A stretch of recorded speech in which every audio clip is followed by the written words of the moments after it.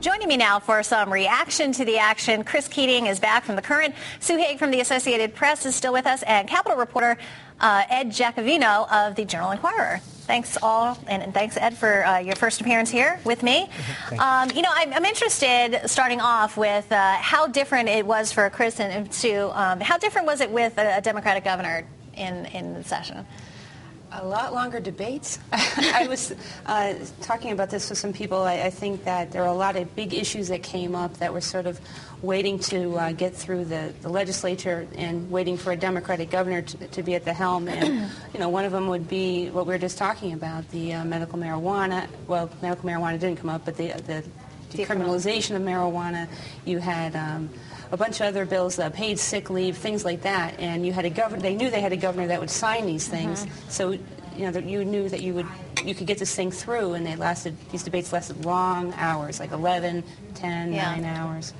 That was a big difference. Right. I think the debates were longer, but the session was shorter, or at least a couple of years ago, as you remember, the budget went all the way into September, which was even longer than the state income tax in 1991 with Weicker. So the contention between Governor Rell and the Democratic legislature, as well as Governor Rell and a legislature with veto-proof power over her, was huge. And that lasted for many, many years. Going back before that, most of the time that Rowland was in, the Dems were in control. All the way back at the beginning, he did have a Republican Senate back like around 1995, 1994. But for years and years, we've had divided government, and sometimes that can lead to gridlock. Other times it leads to vetoes, and some of the things that went through this year would have been vetoed by Rell. If Malloy was not there this year, definitely certain things would have been blocked.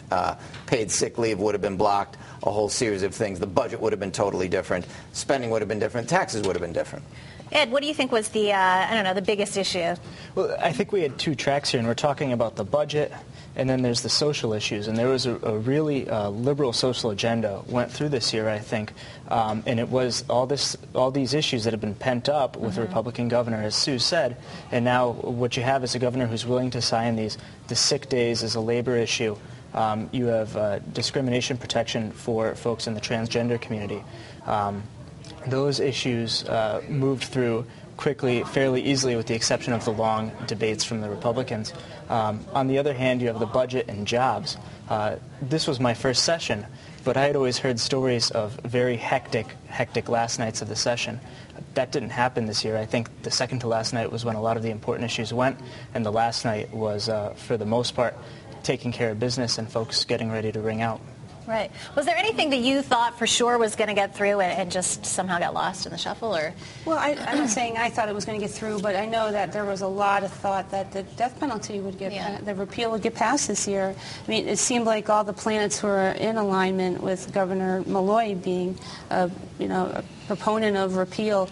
And really, this whole issue with Dr. Pettit visiting with a lot of the senators, I think, kind of took some advocates by surprise. Yeah, and medical marijuana, I mean, the House passed a task force on medical marijuana. You would have thought that would have gone through. Capital punishment that Sue mentioned. The statute of limitations in child abuse cases, that was pretty high profile with the Dr. Reardon case. That kind of went nowhere. So certain things, yes, certain things that you would have thought would have happened did not. One of the few things that remained the same was no Sunday alcohol sales. Right. They still beat that back. Carol Hughes and the lobbyists for the package stores, they still beat that back. The difference there was Malloy said he would have signed it, but he wasn't going to do anything to make it happen. So he kind of stayed out of it. If Malloy had gotten involved in that, he might have been able to win that the same way he won a lot of these other things. Right. There were a lot of groans late last night. I think it was like 10 minutes before the session ended when Representative Talarita brought it up again. And, I mean, do you see that ever getting legs all the way to the finish end? Or? Well, Representative Talarita, she has made this her issue for the last several years. And I think it's the issue she stuck her name on most this year. I remember one vote in the General Law Committee where they had to have a roll call vote on whether to have a roll call vote on expanding the sale of alcohol to Sundays. And it's one of those issues that a lot of lawmakers are hesitant to stick their name to one position on it, one way or the other.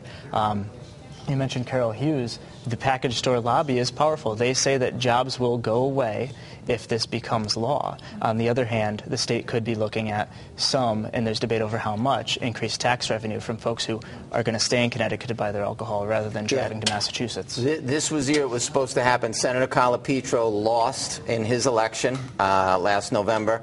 That he was a big player trying to stop it. Malloy was in favor of it. You had a big changeover, all right? Rel was against it, Malloy is for it, et cetera, et cetera. If it was going to happen, it was supposed to happen this year, and it didn't. Right. Governor Malloy keeps saying if the deal doesn't get signed, this is going to happen. There's going to be massive layoffs, more layoffs than we even talked about before, all these cuts to services, et cetera, et cetera. I mean, he keeps saying if it doesn't get signed. I mean, what do you think is going to happen? Well, I mean, they're not going to ratify this thing if they do until, I've been told the last one won't vote, the last bargaining unit won't vote until June 24th. If you look at the union websites, there are plenty of people out there that don't like this deal. Yeah. But again, you're talking about, a couple hundred people versus 45,000 unionized workers. But, I went to a meeting last weekend where they met with some of these union folks and explained it to them, and they said, well, once they explain the deal and all the ins and outs, people seem more willing to support it. So they have a big education campaign on their hands right now. Interesting. We only have about 30 seconds left. Last thoughts on the session? I think the union ratification process will be interesting. It's 2 votes for the unions, one on health care and pension, one on wages and job protection. Last time, prison unions didn't go along and risked layoffs. It didn't happen to them. This year, the governor's already issued layoff warnings to corrections officers. All right, good. Well, the session's over, but we still have a lot more to report on over the next few weeks, certainly. Thanks, all of you, for being here. It was a good little segment. Don't forget, if you missed something here on The Real Story, you can now watch it online by going to ctnow.com. You can also catch us on YouTube. Thank you for watching this week's edition of The Real Story. We will see you here again next week.